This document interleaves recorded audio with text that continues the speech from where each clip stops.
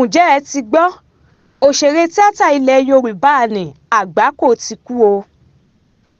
Ọ̀kan pàtàkì lára àwọn òṣèré tíátà ilẹ̀ wa tó dàgbà jùlọ ni Alhaji Abdulsalam Sanyaolu tí gbogbo èèyàn mọ̀ sí Charles Olúọmọ ti kú.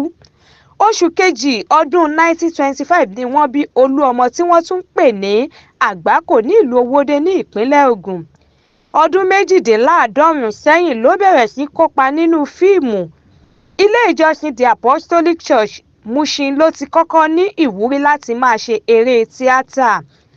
Ààrẹ ẹgbẹ́ TAMPAN lórílẹ̀‐èdè yìí, Mr. Latin ló kéde ikú bàbá náà lórí ìkànnì ayélujára rẹ̀ pé bàbá náà jáde láyé lónìí ọjọ́ 21 oṣù kẹwàá ọdún 2024. Ọdún 82 ni bàbá náà lò lókè èèpẹ̀ kó tó jáde láyé.